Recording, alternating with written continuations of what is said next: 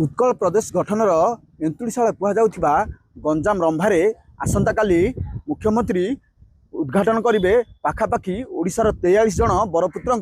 प्रतिमूर्ति। तेबे यही प्रतिमूर्ति को यही जो जगार उन्मोचन हम से जगह हूँ जो रंभार सरकारी उच्च विद्यालय आउ विद्यालय पुरातन छात्र मैंने ये प्रतिमूर्ति को स्थापन कर आम सहित पुरातन छात्र मैंने रही सहित आलोचना करवा सहित स्कूल प्रधान शिक्षक रही सहित स्थानीय बासिंदा रही जेहेतु काली मुख्यमंत्री एठाकू आसबे आउ यार उन्मोचन करेंगे तेज केमी कौन प्रस्तुति रही आउ जो पुरातन छात्र मैंने प्रतिमूर्ति की स्थापन कर सहित आलोचना करेंगे कौन कहे सर जेहेतु पुरातन छात्र मैंने मिसिकी पाखापाखि ओडिशार 43 जन बरपुत्र प्रतिमूर्ति को स्थापन कर रंभा 1902-1903 रे रंभारे राजबाटी रे बैठक होई ओडिशा प्रदेश गठन रूपरेख नहीं थिला। 1903 मसीह जो माने उपस्थित थिले सेमानंकर फोटो चित्र एवं रंभा राजबाटी रो जो विजिटर बुक रो सेमानंकर दस्खत जानिया परे से हिसाब रे आमे 60 जन चयन कलु प्रतिमूर्ति बसैया पई किंतु प्राय 41 जनकर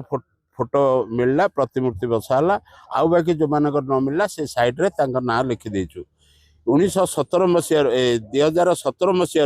ए मंडप कार्यक्रम आरंभ होईची एवं ताहा रंभा हाई स्कूल रो पुरातन छात्र संसद रंभा अंचल रो पूरा पूज्य पूजा संसद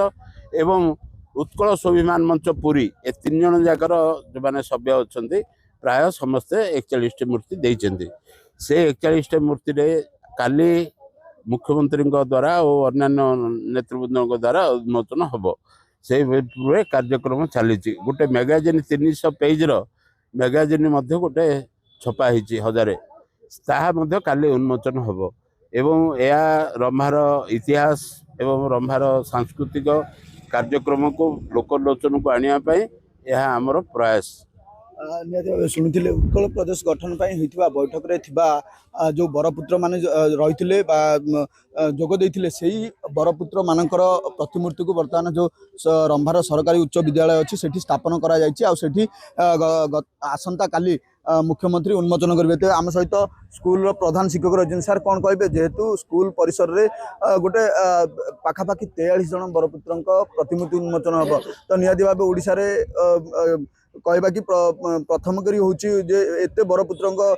एकाथर के उन्मोचन आ केते खुशी अछंती आपन स्कूल ए सब कार्यक्रम देखंतु ये गोटे विचित्र कथा आ बोधे यहाँ आम भाग्य नहीं सौभाग्य रंभा माटी एभली इतिहास गुड़िक लुकायित हो रही बर्तमान नुआ पीढ़ी मैंने एगुड़ा सब जानी ना कथाटी हूँ एपरी जे 1903 मसीह राजा हरिहर मर्दराज समय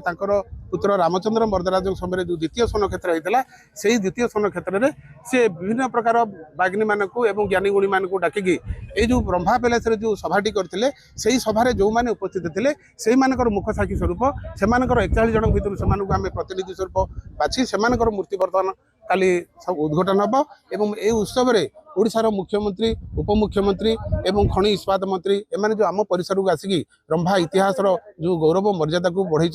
से आम बहुत खुशी आशा करुचु नुआ पीढ़ी मैंने यू किसी शिखे और से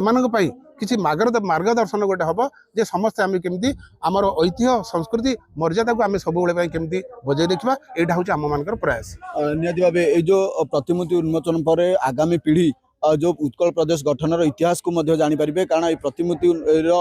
जो उन्मोचन होती निहाती भाव प्रतिमूर्ति की देखिले से निश्चित भाव इतिहास को मन पकेबे। तो आसंता काली जेहेतु मुख्यमंत्री आसबे तो केमिति कौन प्रस्तुति रही आम सहित रही पुरातन छात्र यही स्कूल तो सहित आलोचना करवा भाई कौन कहे जेहेतु आसंता काली मुख्यमंत्री आसे बहु अनेक मंत्री और नेता आसबार समागम रही प्रतिमूर्ति उन्मोचन केमिति कौन प्रस्तुति रही बर्तमान आमर मान्यवर मंत्री श्रीजुक्त विभूतिभूषण जेना एवं आमर मान्यवर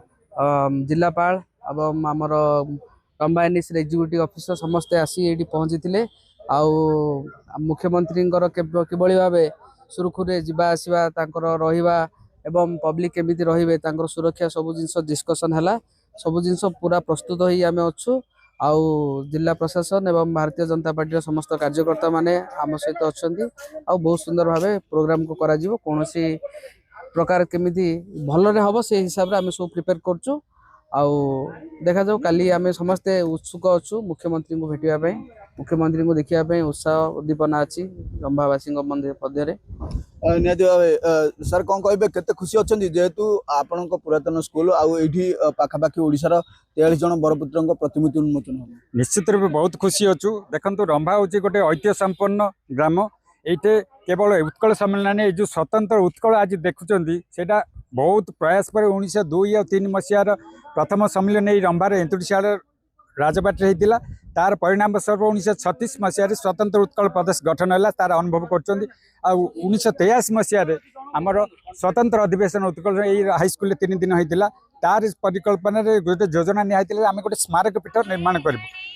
एत दिन लगिगला आमको से स्मारक जहाँ बहुत दिन परिश्रम बल स्मारक पीठ प्रतिष्ठा हो पारा आउ काली आसिक मुख्यमंत्री उन्मोचन कर बहुत खुशी विषय ये रंभा ये ना अटकी जाए ये प्रथम रेजिस्टर्ड श्रमिक आंदोलन रंभार होता एवं पाठागार आंदोलन भी ओडिशार प्रथम पाठागार आंदोलन रंभार ही आरंभ होता एमती बहुत इतिहास रंभार रही तेणु आज काली जो खुशी निश्चित रूपे आम सहित रंभार ग्रामवासी आ पुरातन छात्र मान निश्चित खुशी प्रदान कर कहीं बहुत दिन पर आमर गोटे साकार होगा जाऊँचे आमर जो प्रयास निहाती भाव शुणुले आपण जे समस्ते बर्तमान खुशी विभोर रही कारण बहु दिन प्रतीक्षा थिला जो उत्कल प्रदेश गठन पर जो बरपुत्र माने एठारे बैठक करथिले सेमानकर प्रतिमूर्ति उन्मोचन में समस्त अपेक्षा थिला तो निहाती भाव कहबा प्रतिमूर्ति आसंता काली मुख्यमंत्री उन्मोचन कला परे जो आगामी पीढ़ी रही आगामी पीढ़ी उत्कल प्रदेश गठन इतिहास को पुंखानुपुंख भाव जानी पारिबे। गंजाम रंभारू अमर साहू, कनक न्यूज।